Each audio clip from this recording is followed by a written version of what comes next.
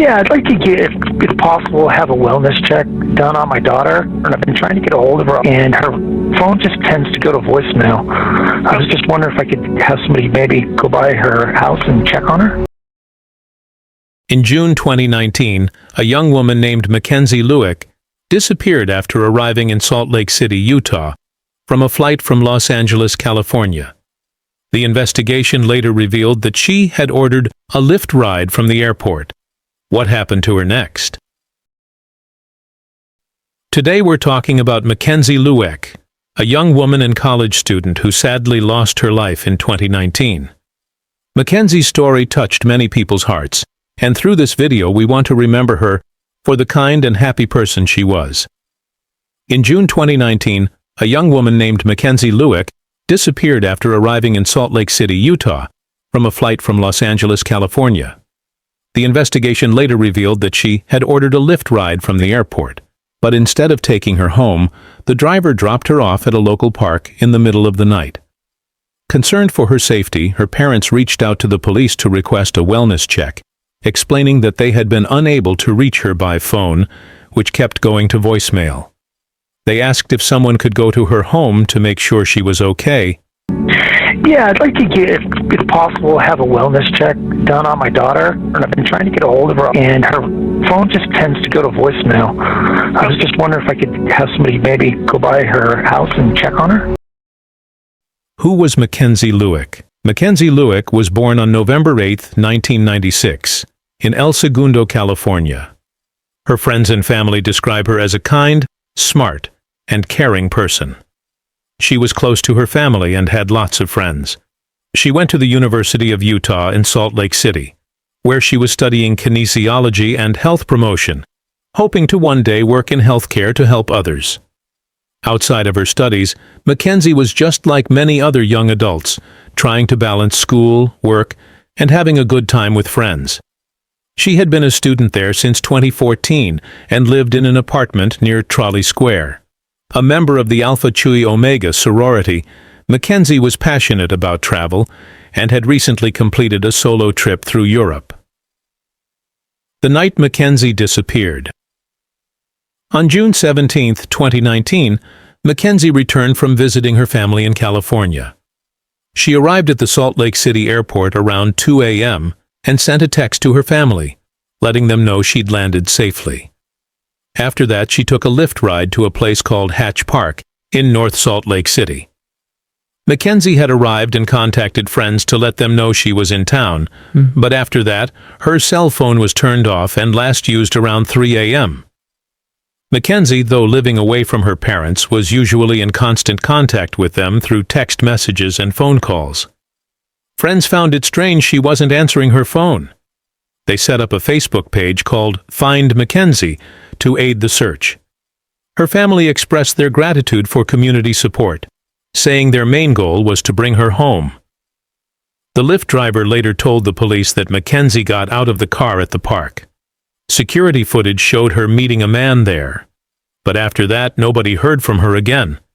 When her family and friends couldn't reach her, they reported her missing to the police. The investigation police began by contacting her friends to trace her steps, who shared that she hadn't come to work at P Health Services or attended her classes at the University of Utah.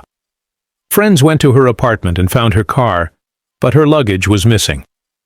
They talked with neighbors and asked them to keep an eye out. To raise awareness, they printed missing person flyers describing Mackenzie as 5'6" inches tall and about 120 pounds. The police learned Mackenzie had ordered a Lyft after arriving at the airport. The driver confirmed this and said her trip ended without any issues at the location she had entered. Mackenzie's friends shared that it was unusual for her to be unreachable. The Lyft driver revealed that Mackenzie had been dropped off around 3 a.m. at Hatch Park, where she met someone in another car. She didn't seem distressed when getting into the other vehicle. Though he found the drop-off unusual, he didn't report it until later when contacted by the police. Police searched the park and checked nearby surveillance footage, but found no leads. In the meantime, police released Mackenzie's last known airport photos, where she was seen wearing black sweatpants, a light sweater, and carrying luggage. They also made a public request for the person she met at the park to contact them. However, as the media began covering her case, some people blamed Mackenzie on social media for going to a park late at night. As a week passed with no news, police obtained a search warrant for Mackenzie's cell phone records. Surveillance footage showed her texting as she left the airport, possibly with the person she was meeting. Friends and family continued to spread the word and asked locals to report anything they knew, and over 200 tips came in. Police soon discovered Mackenzie had been using a dating website, seeking arrangements. Her cell phone records connected her with a man named Ayoola Ajayi, whose phone was also tracked at the park the night she disappeared. After days of silence, a move on Mackenzie's Instagram account. This happened yesterday. It suddenly followed a page called Fatherless, and that is what led police to a home in Fair Park. The owner of that house now being called. After days of no activity, Mackenzie's Instagram account suddenly followed a page called Fatherless, leading police to Ajayi's home in Fair Park, where he was named a person of interest. Police started looking into Mackenzie's disappearance. They carefully checked where she went and who she met. This led them to Ayoola Ajayi, a man Mackenzie had met online. Investigators found out that Mackenzie had been in contact with him before she went missing, and they eventually searched his home. Before we continue, don't forget to subscribe this channel, like and share. Neighbors reported unusual behavior from Ajayi, including a recent fire in his backyard that produced strong, foul-smelling smoke. One neighbor claimed Ajayi was burning something while pouring gasoline on the flames. Police later learned that Ajayi had asked a contractor to build a secret soundproof room in his basement, supposedly to store alcohol without his girlfriend's knowledge. Ajayi, originally from Nigeria and a naturalized U.S. citizen, became the primary person of interest in Mackenzie's case as the investigation continued. Ajayi ended up at the same location as Mackenzie, and the police questioned him about it, noting how suspicious it looked. They explained that if they were in his situation, they'd be questioning the coincidence too, and asked him to clarify how he ended up there. Ajayi responded that he couldn't explain something he didn't fully understand. When asked if he didn't remember, or simply didn't know, Ajayi seemed unsure. Where you think you'll be? Yes. Okay. All right. Good luck, man. Thank you. Spending a couple $100 on trees. What's going on, man? So, detectives are ready to talk to you about everything that's going on real fast, so if you want to come, I'll give you right back to the house real quick. But there's Fox News over there. I know, I'm going to drive you back in my car. It's a Camry, so... We'll stay away from the news. Yeah, we're not going to go by the news. But I don't want my face on the news. I will do that so it does, okay? So stand up real quick. We're just gonna... Oh, are you arresting me or something? No. Stand up. Then why you're gonna be detained for a little bit. You're being detained, but just for a second, okay? I got to put you in handcuffs just while we're driving. Per policy, we're just gonna go talk to detectives for a little bit. Why is you detaining me? Because you need to talk to the detectives, and I need to transport you back. So my policy says every time someone's in my car, they will wear handcuffs. So that's why they're... But there's a news over there. They can come right back. We're probably not going to take... We'll take you to another spot so you're not by the news. Okay? We just hung up How on did that. the news find out? We wondered the same thing. Police told him he wasn't under arrest, could leave any time, and asked if he'd be willing to keep talking and share some information. Ajay said he would, but only on specific topics. Ajayi explained that he had trouble with anxiety and sometimes needed to reach out to people, especially when alone.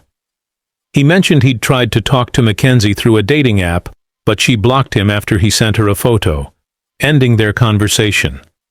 Ajayi even showed the police a screenshot of their last messages, claiming Mackenzie had stopped replying at that point.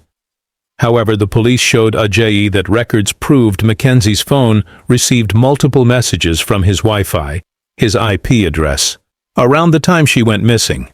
Shocked, Ajayi said that he'd started logging into his accounts to check everything, and even called his lawyer to understand the situation better.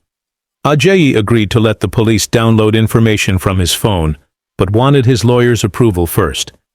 He said he'd brought his hard drive with copies of all his texts with him, prepared to help in any way he could, though his lawyer had warned him not to give too much information without careful consideration. Ajayi was nervous, mentioning that guests could have accessed his unlocked phone or used his Wi-Fi without his knowledge. Following Ajayi's arrest, Mackenzie's family issued a statement thanking the police for their hard work, and a makeshift memorial appeared outside Ajayi's home.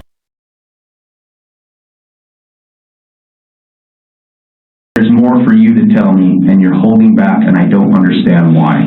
AJ, I just told you that your phone records and the location put you up at the meet. Do you think, honestly, and expect me to believe that you ended that conversation and somehow you and her location end up in the exact same spot? Oh, I'm not doubting you. If I see that too, if I'm in your case, I would be asking myself, what are you asking me right now? It's not a miraculous question. Yeah, I agree with you. Okay. Stuff doesn't just happen. No. Yes, I agree with you. I'm telling you to explain that. And so far, you have not. Well, how do I explain something I don't know? Are you saying you don't know or you don't remember? Because those are two different things, AJ. We didn't call you down here. You're not under arrest. You're not being detained. You can leave anytime you want to, okay? It just doesn't make sense. I want to get to the root of it too. Yeah. Because when you said my IP is showing, right, that means something is wrong. Okay, so you're still willing to talk to us and show us this thing is right? I only want to share two things with you. Okay. So that is that seeking arrangement. So if you see, some of them are even in Seattle. And some of them, so it's like, even some of them are in Philippines.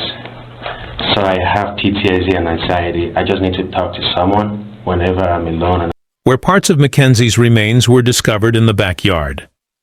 Further investigation found additional remains about 85 miles away in Logan Canyon, close to Utah State University, where she was buried with her hands bound by zip ties and ropes.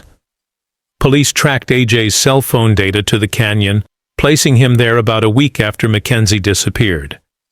As the investigation continued, police searched a nearby river and recovered Mackenzie's student ID card and some items of her clothing. Ajayi was formally charged with her murder, along with aggravated kidnapping and obstruction of justice. The court appearance gathered Mackenzie's loved ones, though Ajayi made no statement.